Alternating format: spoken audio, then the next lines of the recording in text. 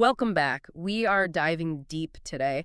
And when I say deep, I mean we are bypassing the surface level Wikipedia summary version of history and going straight into the messy, glittering, and sometimes horrifying reality of the 18th century. It's a period that's so easy to romanticize, isn't it? Totally. We think of, powdered wigs, polite ballroom dances, maybe a little bit of Mozart playing in the background. But the reality, especially where we're going today, is it's visceral. It's freezing cold. It smells like incense and unwashed bodies. And the stakes are life and death. We're heading to Russia, and specifically we're looking at one of the most titanic figures in human history, Catherine the Great. But, and this is the key distinction for this deep dive, we aren't starting with the Great. We are starting with the older, heavy-set empress who conquered the Crimea and had that legendary list of lovers. No, that's the Catherine everyone knows. That's the caricature. Today we're looking at the making of. We're looking at the impossible transformation. How does a minor, obscure German princess named Sophie, who, let's be honest, brought nothing to the table but a good education and a lot of ambition, transform herself into Catherine II, the autocrat of all the Russias? And to guide us through this, we're unpacking Simon Dixon's biography, which is simply titled Catherine the Great. And the sources Dixon pulls from are just. The level of detail is incredible. We've got diaries, diplomatic reports, letters written in invisible ink. It creates this tapestry that's so much richer than just dates and battles. It really is a story about survival at its core. It's about navigating a world where your own mother is a liability, your husband is, let's just say problematic, and your boss is an absolute tyrant. The mission today is to understand the psychology behind the power. But to really grasp the magnitude of her journey, we can't start at the beginning. If we start with a little girl in Germany, it just sounds like a fairy tale. Right. We need to see the destination first. We need to understand the sheer scale of the power she eventually grabbed. Exactly. We need to start at the moment of ultimate triumph. We're going to fast forward to 1762, the coronation. Okay, let's set the scene. It's September 1762. Catherine is 33 years old. She has just seized power in a coup d'etat. She's overthrown her husband, Peter III, who, spoiler alert, ends up dead very shortly after. And now she has to go to Moscow to be crowned. And going to Moscow is such a loaded concept in Russian history. You have to remember, Peter the Great had built St. Petersburg to be the window to the West. It was European, rational, modern. Not Moscow. Moscow was the heart of old Russia. The source material really highlights this contrast. I mean, Catherine was a woman of the Enlightenment. She read Voltaire. She believed in reason. She actually hated Moscow, didn't she? She loathed it. She called it the seat of sloth. To her, Moscow represented everything she wanted to change about Russia's superstition, chaos, religious fanaticism, inefficiency.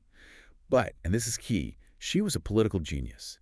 She knew that to be accepted as the legitimate matriarch of the Russian people, she couldn't stay in her European palace. She had to go to the Kremlin.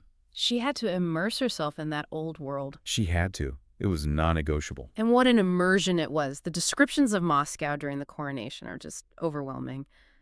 It's an assault on the senses. Let's talk about the sound first. The bells. The bells are crucial. In the Orthodox tradition, bells aren't just for telling time. They're the voice of God. They are symbols of czarist power. And Moscow is full of them. But for this coronation, the noise level was something else entirely. There's a backstory about the Tsar bell, right? Yes. So Empress Anna, one of her predecessors, had tried to cast the largest bell in the world, the Tsar bell. But it was a complete disaster. It cracked in the casting pit before it could ever be rung. So it was this massive, broken symbol of ambition exceeding capability. But for Catherine's coronation, they weren't deterred.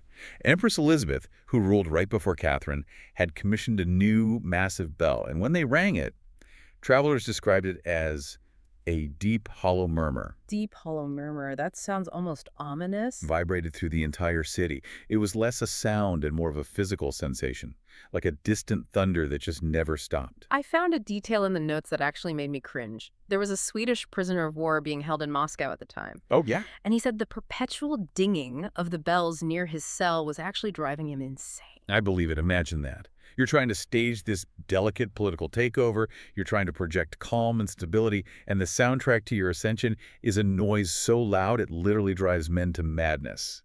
That's the atmosphere we're dealing with. And visually, it's just as chaotic. Moscow in 1762 isn't a neat grid-planned city. It's a sprawl. It was a city of extreme stratification. You had these ancient golden domed churches and grand palaces, but they were surrounded by wooden hovels. The streets were often just unpaved mud. So for the coronation, the court tried to mask this. They were literally trying to cover up the reality of Russia. Exactly. They draped expensive Persian rugs over balconies. They strewed fir branches on the streets to hide the mud and the filth. But you can't hide everything. No. You still had beggars, straggling rustics, and extreme poverty right next to the most obscene display of wealth imaginable. And that contrast is where Catherine had to operate. She had to be the bridge between the mud and the gold. Well, let's talk about the gold, because the spectacle of power here is, the numbers are staggering. She didn't just buy a nice dress for the occasion. Nice dress does not begin to cover it. Catherine understood that in Russia, power had to be visible. If you looked ordinary, you were ordinary. So she spent at least 20,000 rubles on her wardrobe for this event. Okay, put that in context for us. What does 20,000 rubles mean in 1762? Well, the entire state budget of the Russian Empire was around 16 million rubles. So she's spending a significant fraction of the national GDP on fabric. But it wasn't just about the cost, it was about the impact. The coronation robe was made of silver brocade. Which is heavy. Incredibly heavy. And then it was embossed with gold eagles, the symbol of the state, and trimmed with ermine fur. The outline mentions she needed help just to walk.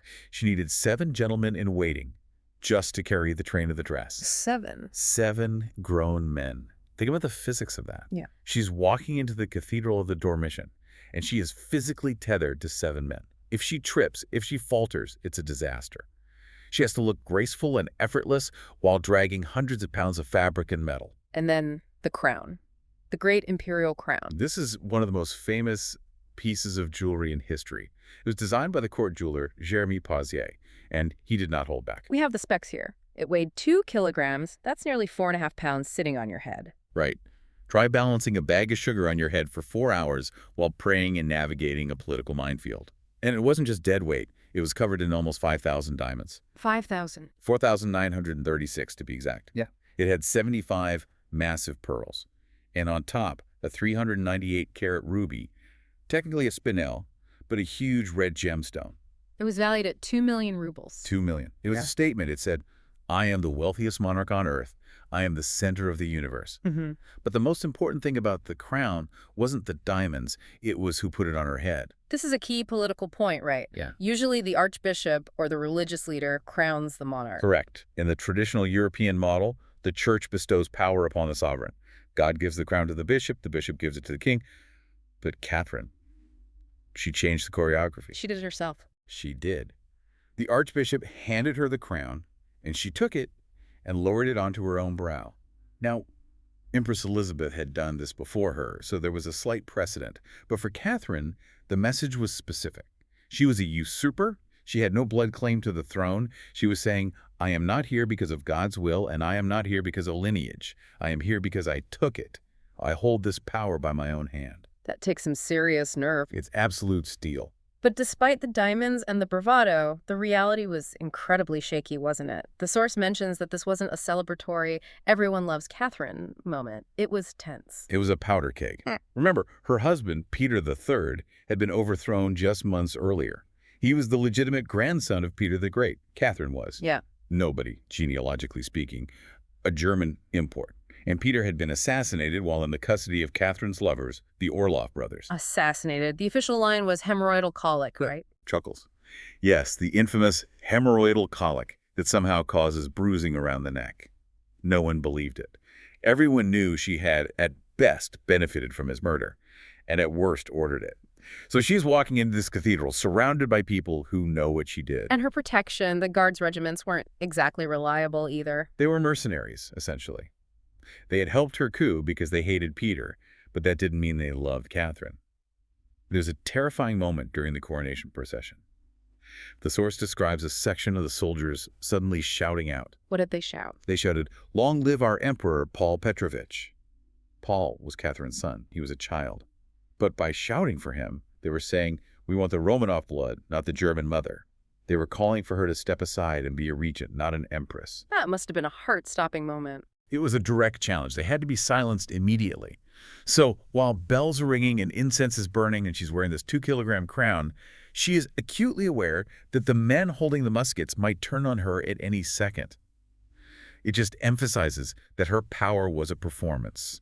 If she broke character for a second, if she looked weak, it could all collapse. It's an incredible opening scene, but to understand how a person develops that kind of spine, to be able to stand there and crown yourself while people are whispering, murderer, we have to go back. We have to leave the Kremlin and go to Stettin. Stettin, Pomerania, Ah. modern-day Szczyt in Poland. This is where the story starts, in 1729. And it is a far cry from the Winter Palace. It could not be more different. Stettin was a garrison town. It was gray, it was windy, and it was boring. Sophie, that was her name then, Sophie Auguste Frederick, lived in what the source describes as a gray castle. It sounds like the setting of a Gothic horror novel. She lived near a bell tower and was terrified of ghosts. She was a lonely, imaginative child, and her family life wasn't exactly warm. Her father, Prince Christian August, was a Prussian general. He was the definition of austere, pious, strict, obsessed with duty. He commanded the local regiment and ran his household like a barracks. But the real issue was her mother, Johanna. Johanna Elizabeth, she is a complicated villain in this story. She was from a much grander family than her husband, and she felt she had married down. She hated Stettin. She missed the gossip and the glamour of the bigger courts. She felt trapped. And she took that out on Sophie? Well, she needed a way out. And in the 18th century, for a woman, the way out was through your children, specifically through a son who could become a great general or a prince.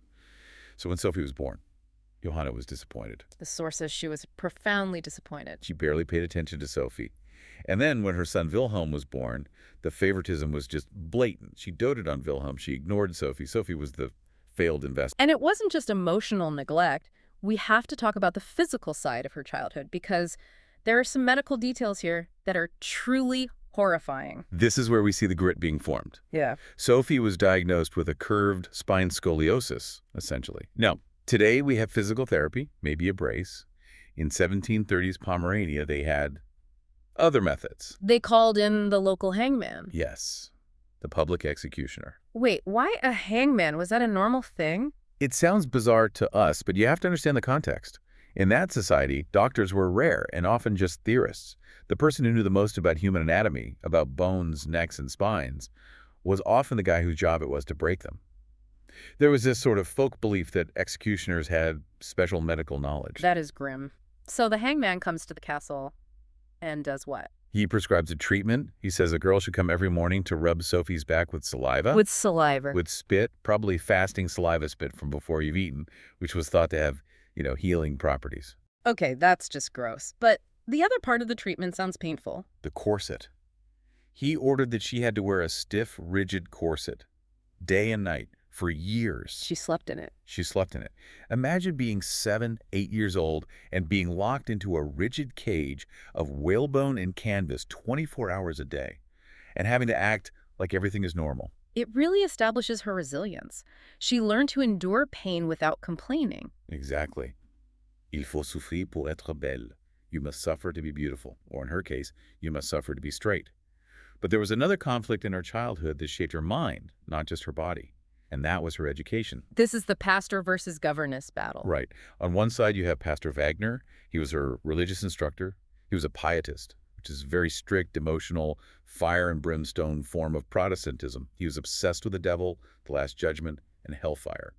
He tried to terrify Sophie into being good. The source says he was pedantic. He was a bully with a Bible. He wanted her to memorize things by rote. He hated questions. And on the other side? On the other side, you have the hero of Sophie's childhood, Bébé Cardel, her French governess. Bébé was the complete opposite. She was gentle, she was rational. She introduced Sophie to Molière, to Racine, to the French language. She taught Sophie to think, to reason, to look for the why behind things. Dixon, the biographer, makes a really interesting point here. He says this dual education created a split in Catherine's personality. A necessary split. From Wagner, she learned how to perform piety. She learned the language of religion, which she would need to convince the Russians she was a devout Orthodox believer. But from Bébé Cardel, she learned the skepticism and reason of the Enlightenment. So she could stand in church for 4 hours, bowing and crossing herself, while internally analyzing the political utility of the ritual. She learned to wear the mask. Perfectly. And she was about to need that mask because the audition of a lifetime was coming up. We mentioned earlier that German princes and princesses were breeding stock. That's the harsh reality. Germany was a patchwork of little states, so there were lots of princes and princesses with royal blood, but no real power. They were perfect export products for the big empires like Russia, France, and England, who needed spouses. And Sophie's mother, Johanna, was hustling for a match. She was desperate. And then, luck or tragedy struck. Yeah. Johanna's brother had been engaged to Empress Elizabeth of Russia years prior. He died before the wedding, but Elizabeth was a sentimental woman. She remembered the family fondly. So the connection was already there. It was a faint thread, but it was enough. In January 1744, a letter arrives in Stettin. It invites Johanna and her daughter to Russia. Now, invites is a polite word. It was a summons. Come to Russia immediately. Do not pass go. Do not pack too much. It was clear what this was. An inspection.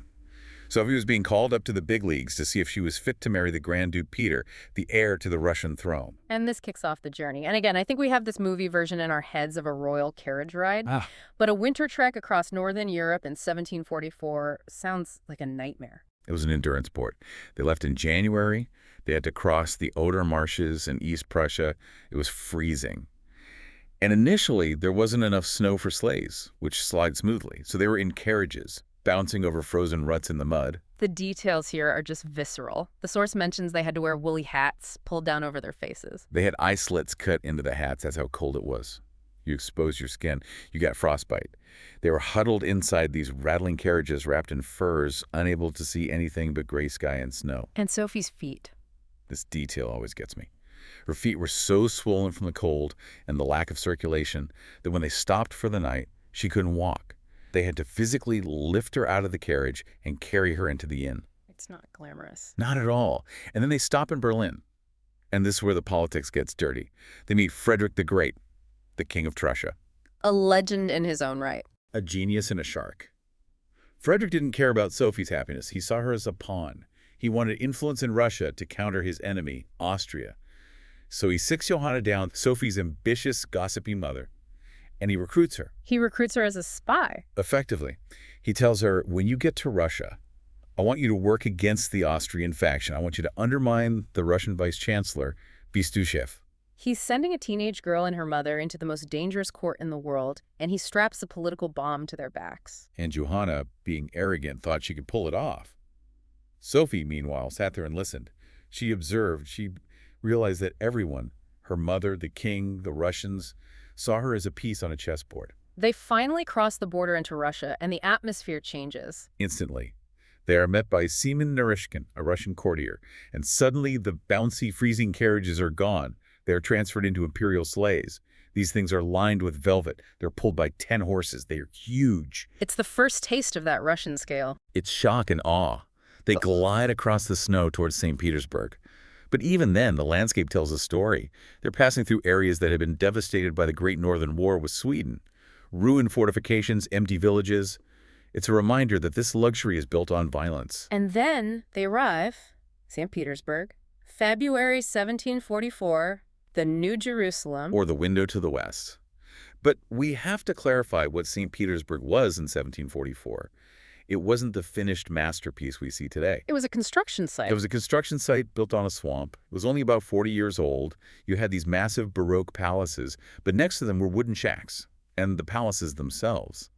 Dixon quotes a visitor calling it bastard architecture. What does that mean? It means it was fake. They would build a palace out of wood and brick, then plaster it and paint it to look like stone. Huh. But because of the damp swamp climate, the plaster would crack, the walls were damp, the foundations sank. It was a stage set that was constantly rotting. And the court was nomadic. They didn't stay put. No. The empress got bored easily. So the entire court, thousands of people, servants, furniture, dogs, would pack up and move from the Winter Palace to the Summer Palace, then to Peterhof, then to Moscow. It was a traveling circus of luxury. And at the center of the circus is the ringmaster, Empress Elizabeth. Sophie finally meets her. And it must have been terrifying. Elizabeth was a force of nature. She was a large woman, tall and voluptuous, and she was obsessed with her own beauty. She owned 15,000 dresses. 15,000. She never wore the same one twice. She dressed in silver and gold, with diamonds woven into her hair, and she was volatile. One minute she was kind and motherly, the next she was screaming in a rage. She sounds like a narcissist. Completely. She was jealous of any woman who might be prettier than her, and she had this rule. She hated sad subjects. What counts as a sad subject? Death, illness, old age, Ah. Voltaire, anything depressing. You were not allowed to mention these things at her presence. She wanted to live in a bubble of perpetual youth and celebration. So you have to be happy all the time or you're in trouble. Yes, forced joy. And then Sophie meets the boy she traveled all this way for, the Grand Duke Peter. Her cousin, actually. And he is not Prince Charming. He is a tragedy. He was 16 years old. He was frail, sickly, and immature. But we have to pause on Peter because history often just paints him as an idiot. The source material gives us some context that is, well, it's heartbreaking. The dried peas story. Yeah. Peter grew up in Holstein, in Germany, before coming to Russia. His tutor was a man named Brummer. Brummer was a sadist. When Peter struggled with his lessons, and he wasn't the brightest kid, Brummer would punish him. Oh. He would make the boy kneel on a floor covered in dried peas. That sounds excruciating. It's torture. The peas dig into your knees. It causes bruising, bleeding, immense pain. No. Brummer would leave him there for hours. He also whipped him. He starved him. So this is a child who has been systematically abused. Broken. He was traumatized. So when he gets to Russia, he retreats into fantasy. He's obsessed with toy soldiers. He plays with puppets. He drinks heavily even as a teenager. He isn't capable of a relationship. And he makes that clear to Sophie immediately. It's one of the saddest first dates in history. He tells her, I'm glad you're here. We can be friends. But just so you know, I'm actually in love with one of the ladies in waiting, not you. So Sophie is alone, her mother is scheming, the empress is terrifying, and her fiancé is in love with someone else. And then just to pile it on, Sophie almost dies. Pleurisy, a severe lung infection. She catches it shortly after arriving. She has a high fever, chest pain. She can barely breathe. And this triggers a medical showdown? The mother problem, again. Johanna, Sophie's mother, refuses to let the doctors bleed her. She thinks, probably correctly, that bleeding a sick girl will kill her. But Empress Elizabeth hears about this and storms in. She overrules Johanna. She orders the doctors to bleed Sophie. How many times? 4 times a day. They took blood out of her 4 times a day. For weeks. It's a miracle she didn't die of anemia. She was unconscious much of the time. But in her moments of clarity, Sophie made a decision that probably saved her career, if not her life. She played to the crowd. Her mother, Johanna, was frantic. She wanted to bring in a Lutheran pastor to pray for Sophie. Sophie, thinking strategically even on her deathbed, said, no, bring me Simon Todorsky. The Orthodox priest. The Orthodox priest. Yeah. When the Russian court heard that the little German girl asked for their priest instead of her pastor, they melted. It was the perfect PR move. It signaled, I am one of you. My soul belongs to Russia. It's brilliant. Meanwhile, her mother is doing the opposite. Johanna's letters get intercepted, right? But Dusev, the vice-chancellor, wasn't an idiot. He knew Johanna was talking to Frederick the Great. He intercepted her mail, decoded it, and showed it to Empress Elizabeth. Game over. Elizabeth went nuclear. She screamed at Johanna in public. Johanna was disgraced. She was allowed to stay for the wedding, but she was essentially a pariah. So Sophie is now completely isolated. Her mother is a failure. She has to survive on her own. And step 1 is the formal conversion. June 1744. She converts to Orthodoxy. She recites the creed in Russian. The source notes she learned it parrot fashion. She memorized the sounds without fully knowing the grammar yet, but she delivered it flawlessly. And she changed her name. Sophia Ghost Friedrich died, and Yekaterina Alexeyevna was born. Catherine. And finally, we get to the wedding, 1745. But not before one last disaster. Peter gets smallpox. It just never ends for them. It was a severe case. He survived, but he was ravaged. His face was covered in pockmarks. He lost most of his hair. When Catherine saw him for the first time after his recovery, she actually recoiled. She found him hideous. But the show must go on. The wedding had to happen. Right. And the scale of this wedding, the Empress ordered the nobility to spare no expense. She essentially commanded them to spend a year's salary on their outfits and carriages. A year's salary, that's bankruptcy for some of them. Many nobles went into debt for decades just for this one week. The procession included 125 carriages. There was a carriage belonging to Narishkin that was made entirely of mirrors. A disco ball on wheels. Exactly. And the banquet, the set designer, Rastrelli, built fountains on the tables that were shaped like mushrooms and squirted wine. The dessert tables were laid out like miniature parks with sugar castles. It was excess on a level that is hard to comprehend. But then, That the wedding night. the anticlimax of the century. Catherine is dressed in a heavy silver gown. Her ladies put her to bed, and she lies there, waiting. And waiting. Peter was at the banquet eating and drinking. He finally stumbled into the bedroom late at night. He was drunk. He climbed into bed and went to sleep. Nothing happened. Nothing happened. And nothing would happen for 7 years. 7 years. The marriage was unconsummated for 7 years. Whether it was physical inability on Peter's part or just total lack of interest is debated. But for Catherine, it was a prison sentence. She was trapped in a marriage with a man who ignored her, in a court that watched her every move. And this leads us to the final phase of her transformation, the gilded cage. This is the periods from 1746 to 1753. The young court, Catherine and Peter, were placed under house arrest, essentially. The empress appointed a couple, the Chaglakovs, to watch them. These were the spies. They were jailers. They recorded everything to the empress. They drilled holes in the walls to listen to conversations. They forbid Catherine from writing letters. And the conditions. We talked about the luxury, but the day-to-day reality was miserable. Is the nocturnal court. Empress Elizabeth was an insomniac. She would decide to have dinner at 3 a.m. 3 in the morning. And if the empress eats at 3 a.m., you eat at 3 a.m. And then you dance until dawn. Catherine writes about dragging herself out of bed, exhausted, putting on a corset and a smile, and going to these freezing ballrooms. She mentions her lips turning blue from the cold inside the palace. It sounds like a psychological experiment. Sleep deprivation, constant surveillance, forced socialization. Peter cracked. He drank more. He drilled his toy soldiers in the bedroom. He made the servants dress up in uniforms and march around. He stayed a child. But Catherine did something else. This is the deep dive nugget. This is the moment. She retreated into her mind. She realized that no one could spy on her thoughts. She started reading. And not just French romance novels. She started with those, but she quickly graduated. She read Tacitus, the Roman historian who wrote about the corruption of power. She read Montesquieu's Spirit of the Laws. She read Bayle's Dictionary. These are the heavy hitters of political philosophy. She was essentially giving herself a PhD in statecraft. She read about republics, about despotism, about how to rule effectively. She later said that her isolation was her teacher. She wrote, "I was alone and I read." It's profound when you think about it. If Peter had been a good husband, if they had been happy, she might have just been a normal Grand Duchess. She would have played cards and raced kits. Exactly. Her misery was the fuel. The boredom gave her the time to study. The surveillance made her cunning. The cruelty of the court taught her to be ruthless. She sat in that room for years, reading Montesquieu, while her husband played with toy soldiers next to her. And in that contrast, the Empress was born. She was building the intellectual framework that she would use to rule Russia for 34 years. She was preparing. She learned to be silent. She learned to observe. And she learned to wait.